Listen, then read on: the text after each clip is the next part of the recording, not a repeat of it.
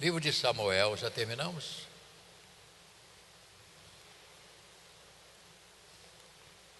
Primeira Samuel, vamos ficar de pé para a leitura.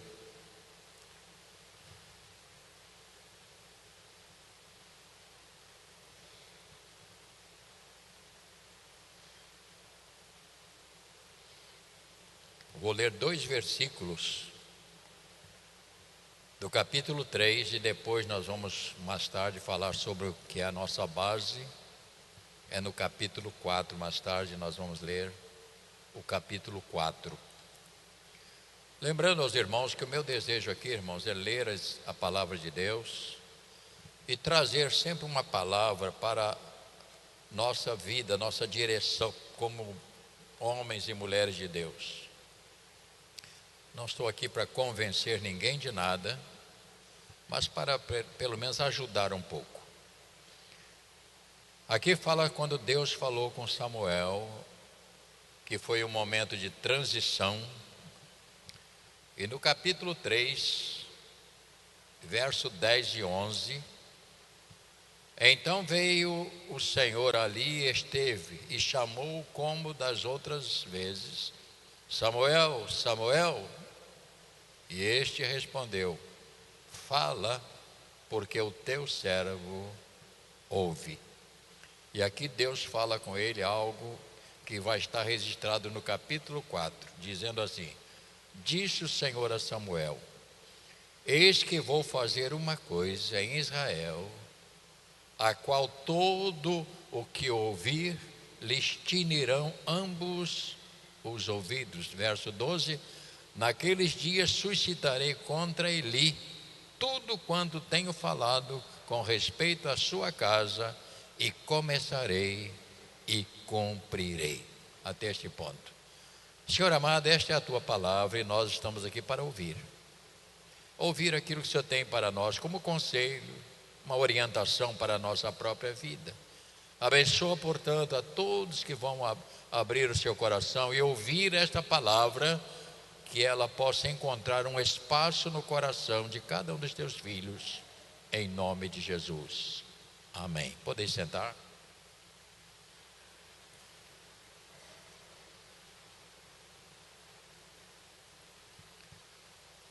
Há pessoas, irmãos, que sofrem, e sofrem bastante profundo sofrimento, por falta de ouvir conselhos. E alguém menos avisado disse que se conselho fosse bom, não se dava, vendia, né? Mas a verdade é que conselhos sempre vêm para nos alertar, para nos despertar, para nos orientar, para ajudar a tomar as decisões. E quantas pessoas às vezes se rebelam por não querer ouvir conselhos, e claro que vai sofrer as consequências, porque sempre existe as consequências, né? Por não ouvir.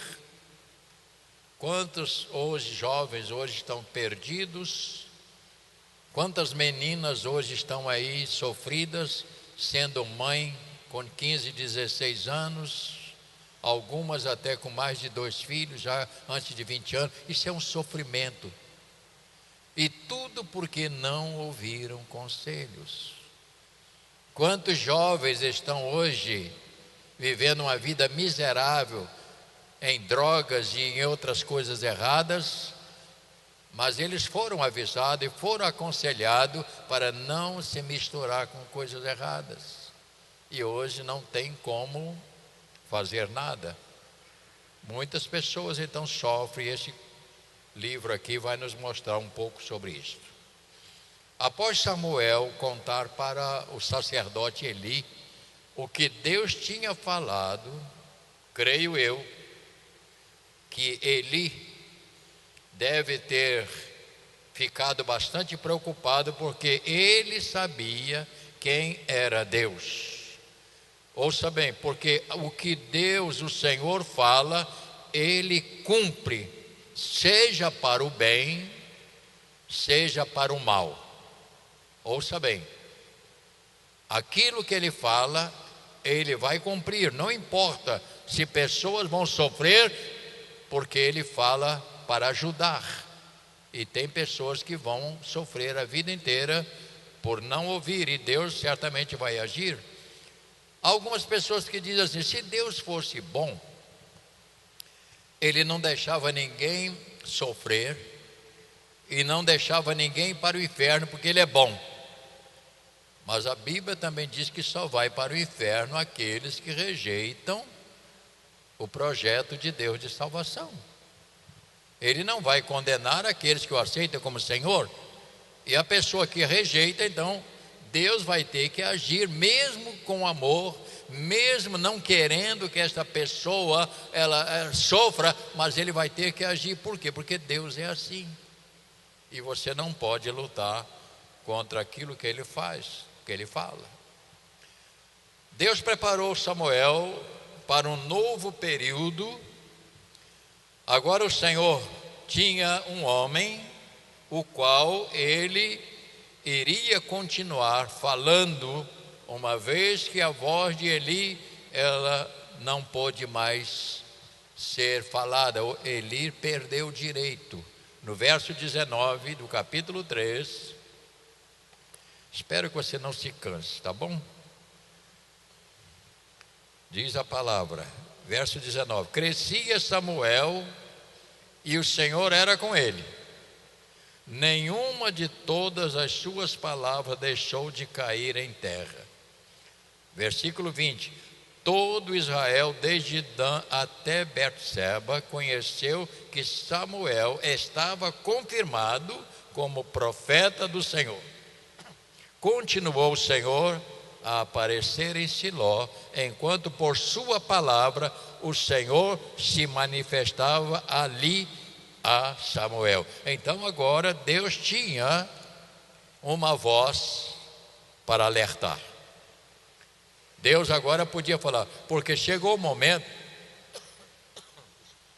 desculpe-me, chegou o momento quando ele não podia mais falar com Eli, o sacerdote, porque a sua família, o seu reinado ali estava corrompido. E foi nesse momento que Deus teve que agir com uma mão muito forte para estabelecer novamente. Daí vem o chamado de Samuel, para que Samuel entrasse, para agora Deus poder ter alguém para falar. Para quê? Para orientação. Nisto então nós temos aqui o capítulo 4, que nós vamos agora sentado ler este capítulo, um pouco dele, para que você possa participar. Eu li esse texto, fiquei preocupado, quantas coisas podia ter sido evitadas. No capítulo 4, nós vemos que veio a palavra de Samuel a todo Israel. Israel saiu a peleja contra os filisteus, que se acampou junto a Ebenezer, e os filisteus se acamparam junto a África. Dispuseram-se os filhos em ordem de batalha para sair ao encontro de Israel, e travada a peleja, Israel foi derrotado pelos filisteus, e esses mataram no campo aberto cerca de 4.000 homens. Voltando o povo ao arraial, disseram os anciãos de Israel: por que nos feriu o Senhor hoje diante dos filisteus? Agora olha a tragédia. Tragamos a Siló a arca da aliança do Senhor, para que venha no meio de nós e nos livre das mãos dos nossos inimigos. Mandou o povo trazer a Siló, a arca do Senhor dos exércitos, introduzida entre os querubins, e os 2 filhos, presta atenção, Eli, Ofni e Finéias, filhos de Eli, Ofni e Finéias, estavam ali com a arca da aliança de Deus. Eles estavam então vivendo este momento de aflição. Eles então disseram: vamos pegar a arca e vamos levar. Só que a arca não funciona em mão de ímpios. Há pessoas que às vezes se enganam com isto. Não, se eu for na igreja hoje, eu vou receber lá um descarrego, tudo vai ficar bem. Igreja não é lugar de descarrego. Há pessoas que pensam que é só o fato, não, hoje eu vou lá na igreja, porque eu estou passando por uma tribulação danada, eu vou lá, vou receber um banho. Entrou no lugar errado. Aqui não é isto. Igreja não é isto. Aqui nós temos uma tragédia. Eu vou falar sobre essa tragédia. Foi uma coisa triste que aconteceu, mas Deus tinha avisado. Deus tinha avisado para não ter aquele procedimento que nós já falamos sobre o que faziam os seus filhos.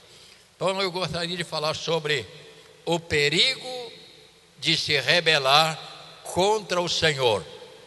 Ouça esta manhã, por gentileza. O perigo de se rebelar contra o Senhor. E tem várias maneiras de se rebelar. Não é só pecar. Tem muitas maneiras. É de contestar a palavra de Deus. Há pessoas que têm a arte em si de contestação da palavra. Não é bem assim, eu não entendo bem assim, eu não compreendo assim.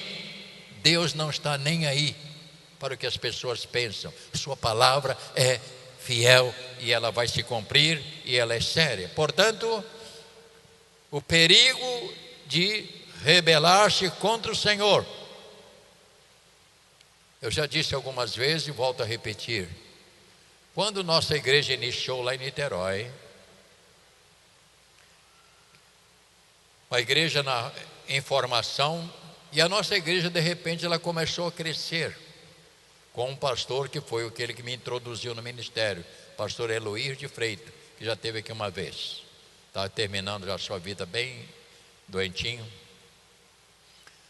E eu era naquela época, como sempre fiz na igreja, ajudante, fazia qualquer coisa, tomava conta de banheiro, de portaria, e até pregava, porque o pastor às vezes me chamava para pregar, porque eu preguei muitas vezes na praça pública, quando garoto ainda, garoto com 20 anos. E nós tínhamos lá, nós fomos chamados para um diaconato, 4 diáconos, e esse grupo de diáconos tinha lá uns cabeças de bagre. Sabe o que é cabeça de bagre? Bagre tem a cabeça baixinha porque não tem juízo. Bagre, você bota um anzol puro, ele pega, ele não tem noção.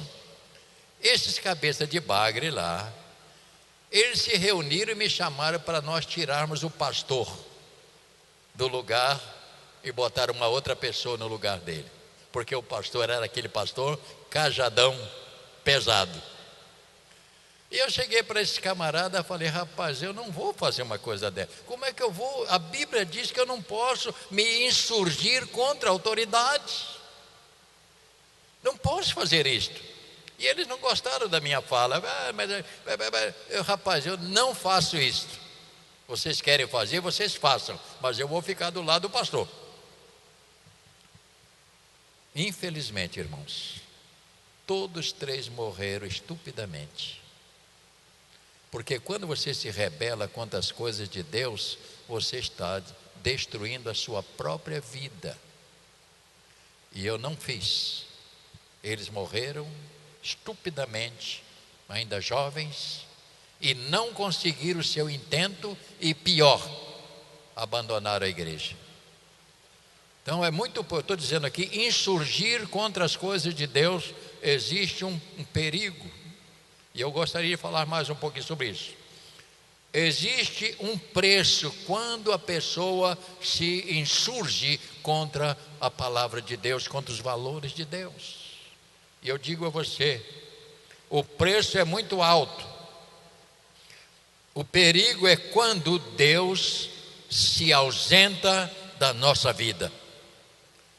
E quando Deus se ausenta da nossa vida, nós perdemos tudo. E Deus precisa continuar falando comigo e com você, mas para que Ele fale comigo e com você, é preciso que a nossa vida esteja de acordo com a palavra dEle. Eu preciso andar concernente à palavra. Então, Ele fala comigo através da palavra do Espírito Santo. E quando a pessoa então entra num caminho perigoso, ele se ausenta. E aí as pessoas começam a sofrer as consequências e o resultado é culpar, dizendo: porque Deus é isso, porque você não pode culpar, a Bíblia já diz. Eu sei que não é um assunto muito fácil, mas nós precisamos entender isso. O perigo quando Deus se ausenta da nossa vida é o que tem acontecido neste capítulo 4. Deus se ausentou da vida de Eli, de Finéias e da sua família. Deus disse: vocês, agora é com vocês. Agora é com vocês. Eli era o último juiz em Israel e julgou Israel durante 40 anos. Gente, um homem de peso. Não só o juiz, mas também sacerdote, ou seja, o homem que tinha um prestígio enorme diante do Senhor. E ele era um sacerdote. O que aconteceu na sua família foi uma tragédia, a morte. O que aconteceu? Quando Sansão foi o último juiz antes de Eli, Sansão teve um problema sério com os filisteus. E Sansão, na hora de morrer, ele disse: Senhor, dá-me força só esta vez. E quando ele derrubou, matou muita gente, mas também morreu. Então ali os filisteus ficaram agora à vontade, porque os filisteus furaram os olhos dele e destruíram a vida de Sansão. Então os filisteus agora estavam muito armados contra o povo de Deus. É uma expressão muito forte, né? É um exercício, uma opressão. Eles estavam ali. E agora eles queriam sair à guerra para lutar e resolver todo o problema. O que eu quero dizer com isso, irmãos? Houve uma tragédia. E toda tragédia, ouça o que eu vou dizer, toda tragédia que acontece na nossa vida, no sentido de Deus, é um problema que nós, infelizmente, abrimos oportunidade para ver tragédia. Continue a leitura agora para você entender melhor no capítulo que nós estávamos. Então eles entraram nesta briga, perderam 4.000 homens e eles disseram: então para nós vencermos esta batalha agora, nós temos que levar a arca, pensando que com a presença da arca eles iam resolver o problema. Como eu já disse a você, a arca não funciona na mão de ímpios. E Eli era o responsável, era o guardião da arca. Você está entendendo? Vamos continuar a leitura para que você possa participar. A arca é tomada. O que eles fizeram? Pegaram a arca e levaram lá para o meio da guerra, como quem diz: nós vamos resolver esse problema. Sucedeu, verso 5. Sucedeu que, vindo a arca da aliança do Senhor ao arraial, rompeu todo Israel em grande brado e ressoou na terra. Ouvindo os filisteus a voz do júbilo, disseram: que voz de grande júbilo é esta no arraial dos hebreus? Então souberam que a arca do Senhor era vinda ao arraial. E se atemorizaram. Agora você vê, até as pessoas que não eram do meio tinham respeito. Eles tinham um respeito muito grande. Então, ouvindo os filisteus a voz de júbilo, deram a voz de grande júbilo, o arraial dos hebreus. Então souberam que a arca do Senhor estava vindo ao arraial. E se atemorizaram os filisteus e disseram: os deuses vieram ao arraial. E diziam mais: ai de nós, que tal jamais sucedeu antes. Ai de nós, quem nos livrará das mãos desses grandiosos deuses? São os deuses que feriram os egípcios com toda a sorte de praga no deserto. Eles disseram agora no verso 9: sede fortes, ó filisteus, portai-vos varonilmente, para que não venhais a ser escravo dos hebreus, como eles serviram a vós outros. Portai-vos de maneira forte e pelejai. Então pelejaram os filisteus Então foi derrotado, e cada um fugiu para a sua tenda. Foi grande a derrota, pois foram mortos de Israel 30.000 homens de pé. Foi tomada a arca de Deus e mortos os 2 filhos de Eli, Ofni e Finéias. Então nós temos aqui o primeiro problema. Eles levaram a arca, foram para a guerra, não só perderam a guerra, mas também perderam a arca. E mais do que isso, e aqui nós temos então o assunto: se rebelar contra as coisas de Deus tem consequências. Você pode falar de qualquer coisa, me permita dizer isso a você. Você pode discordar, é uma maneira, mas nunca você fale. Ah, pastor, o senhor está querendo dizer que a gente tem que ficar calado? Eu não estou falando nesse contexto. Eu estou dizendo, quando você se referir às coisas de Deus, à palavra de Deus, pastores, tenha cuidado no seu falar, porque o seu falar pode causar problemas na sua própria vida e, o pior, na sua família, porque Deus é um Deus que vê as coisas. Então nunca conteste. Ah, eu não concordo com o que o pastor prega. Você pode não concordar e pode até procurar uma igreja que você fala que você gosta, porque tem igreja que fala aquilo que as pessoas gostam. Nós jamais vamos nos curvar diante disso, irmão. Eu digo nós, os pastores aqui, porque nós falamos o que está na Bíblia. Nós não temos esse problema com falar. Falamos porque é melhor ser advertido do que cair em certas armadilhas. Então diz o texto: após a derrota, morreu essa turma toda, e agora vamos levar a arca e vamos para a batalha. E o que foi acontecido aqui? Levaram a arca, e aqui nós vamos agora olhar a grande tragédia. Vamos ler agora a partir do verso 12. Pelo menos você está lendo um texto muito rico nesta manhã. Então correu um homem de Benjamim saindo das fileiras, e no mesmo dia chegou a Siló. Trazia rasgadas as vestes e terra sobre a sua cabeça. Quando chegou, Eli estava sentado numa cadeira ao pé do caminho, olhando como quem espera, porque o seu coração estava tremendo pela arca de Deus.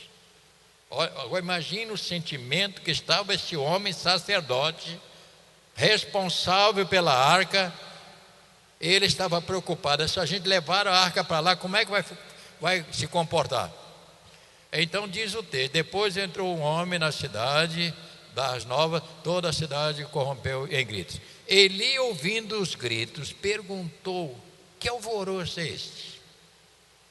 Então se apressou o homem e, vindo, deu a notícia a Eli. Era Eli da idade de 98 anos, os seus olhos já tinham cegado e já não podia ver. Disse o homem a Eli: eu sou o que saí das fileiras e dela fugi hoje mesmo. Perguntou Eli: que sucedeu, meu filho? Então respondeu: que trazia as novas. Disse: Israel fugiu de diante dos filisteus. Houve grande morticínio entre o povo. Também os teus filhos, Ofni e Finéias, foram mortos, e a arca de Deus foi tomada. Que coisa triste. Ao fazer ele a menção da arca de Deus, Eli caiu da cadeira para trás, junto ao portão, quebrou-lhes o pescoço e morreu, porque já era um homem velho, pesado, e havia julgado Israel 40 anos. Aqui nós temos um assunto interessante. Estando a sua nora, mulher de Finéias, grávida, aproximou próximo o parto, ouvindo esta nova de que a arca de Deus fora tomada e de que seu sogro e o seu marido morreram, encurvou-se e deu à luz, porquanto as dores lhe sobrevieram. Ao expirar, disse às mulheres que a assistiam: não temais, pois tiveste um filho.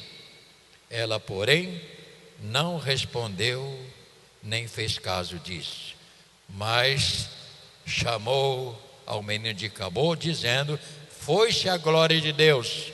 Isto ela disse porque a arca de Deus fora tomada e por causa do seu sogro e do seu marido ter morrido. E falou mais: foi-se a glória de Israel, foi tomada a arca de Deus. Esta mulher, ao saber da tragédia, interessante, ela não ficou tão atemorizada pela morte do marido, nem do seu sogro, mas ela ficou sofrida porque levaram a arca, e ela sabia o valor da arca de Deus para eles.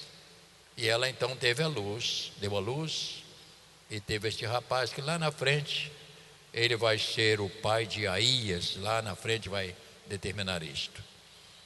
Tiraram, portanto, a arca do lugar. Ele era, irmãos, o guardião, ele, sacerdote, eles fizeram algo que não podia fazer. Seus filhos se rebelaram contra o Senhor. E aqui você descobre no verso 11 do capítulo 3 o que o Senhor falou com Samuel. Olha o que ele falou com Samuel.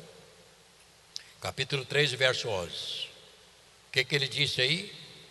Disse o Senhor a Samuel: eis que vou fazer uma coisa em Israel, a qual todo que a ouvir lhes tinirão os ouvidos. Isto foi uma tragédia, que as pessoas começaram a se assustar. Por que essas coisas aconteceram? O que eu tenho a dizer, irmãos, os filhos de Eli estavam contaminados. Eu às vezes falo aqui na igreja, as pessoas até pensam que alguns me chamam de radical. Eu prefiro ser zeloso. Ouça o que eu vou dizer esta manhã. Eu me preocupo com todos os homens que se colocam aqui para servir a Santa Ceia, porque há um perigo muito grande quando você pega esta bandeja com o pão e com o cálice para servir a igreja. E eu fico preocupado. E o pastor Arlindo conversa com todos os homens, está sempre orientando. Nós que servimos aqui no altar, músicos, todos nós, precisamos estar bastante atentos, porque nós estamos lidando com coisas santas. Nós estamos lidando com coisas sérias. Qual é o perigo que pode acontecer? Pode acontecer se uma pessoa estiver aqui servindo e ela estiver com a vida errada, ela vai sofrer as consequências. Não é que a gente queira que isso aconteça, mas nós temos que advertir. Como disse Paulo, examine-se o homem a si mesmo. É preferível, quando a pessoa não estiver bem, ela diga para o reverendo: pastor, essa semana eu não estou bem, preciso me tratar. É melhor se tratar do que não se tratar. Então a gente fala as coisas, às vezes a pessoa não gosta, mas temos que falar. Perigo da arca fora do lugar. Agora eu digo a vocês, por não buscar conselhos, eles podiam ter procurado a Samuel. Eles podiam ter dito: profeta, e agora? Qual é a decisão que vamos tomar? Eles saíram sem conselhos. Eles podiam ter procurado Samuel e ter dito: Samuel, profeta, nós vamos agora levar esta arca para lá, o que o senhor acha? Samuel diria: deixa a arca no lugar, porque se vocês levarem a arca vão ter problema. Mas agora você entende, Deus queria matar todos três. Deus queria eliminar toda a família, e foi isso que aconteceu, e só sobrou o Icabor, que é o chamado lá na frente. O fim foi trágico, de uma família, pai, filho e nora. Esta nora, portanto, sofreu por perder a preciosidade. O que eu quero dizer com isso para mim e para você? Meu querido irmão, minha querida irmã, meu jovem, minha jovem, a sua maior preciosidade, ouça bem, é Deus no seu coração. Porque se Ele se ausentar, você será nada. Você estará aberto a sofrer, a pagar um preço, e não adianta depois culpar a Deus. Ouça o que eu estou dizendo esta manhã. A sua preciosidade não é a sua casa, é bom ter casa. Não é o seu carro, é bom ter carro. Não é a sua fazenda, é bom ter fazenda. A sua preciosidade é Deus. Quando Ele está aqui dentro, você pode ir para as batalhas que Ele vai te dar vitória. Quando Ele está aqui dentro, você pode sair à luta, porque o Senhor diz: eis que eu estou convosco todos os dias. Mas deixa Ele reinar. Deixa Ele reinar no seu coração. Portanto, a presença dEle é que faz toda a diferença na nossa vida. Que o Senhor te abençoe nesta manhã. Encha o seu coração de temor, de respeito às coisas de Deus. Ouça bem, mais uma vez eu vou te falar. Ande por onde você andar, mas não perca a comunhão com o Senhor. Ande com Deus. Ofni e Finéias estavam na porta do templo. Você sabe o que estavam fazendo? Estavam fazendo algo errado. E o seu Eli não repreendeu, porque Eli podia dizer: a partir de hoje vocês estão fora. Mas ele é aquele pai: menino, não faça isso, menino. Conhece o pai que faz isso? Menino, não faça isso, né? Não é bem assim. Eu não quero que faça e acabou. Pai é pai, mãe é mãe, né? Tem que dar ordem. Se Eli tivesse dado ordem, teria resolvido o problema. Mas ele foi flexível. Se meus filhos são assim mesmo, já cansei de falar com ele. E Deus disse: acabou. Acabou o seu sacerdócio. Acabou o seu reinado. Acabou o seu posto de juiz. Porque hoje eu termino com a sua família. E agora nós temos aqui o Samuel. E esta arca, quem gosta de ler Bíblia, eu gosto de ler. A arca vai fazer um mal, né? Certo? Ela vai cair num lugar lá que até o santo caía e quebrou a cabeça. Porque a mão de Deus é a arca do Senhor. Você é do Senhor. Você pertence a Ele. Você é a arca de Deus. É dentro de você que Ele está. Portanto, honre e zele por Ele. Curva a sua cabeça. Querido Pai, nós te louvamos pela Tua palavra. Que maravilha. A palavra é tão simples, mas essas narrativas, elas nos mostram, ó Pai, que o Senhor não é uma brincadeira, que o Senhor não é um Deus, não é um bonachão que está ali na esquina e que aceita qualquer coisa. Nós sabemos disso. Portanto, Pai, toma nas Tuas mãos a vida de cada um de nós que estamos aqui nesta manhã e cumpre em nós aquilo que o Senhor deseja, Pai, e que nós estejamos abertos para deixar o Senhor fazer a obra dentro do nosso próprio coração. Nós oramos e abençoamos a todos em nome de Jesus, e todos digam Amém. Vamos ficar de pé, vamos cantar mais uma canção?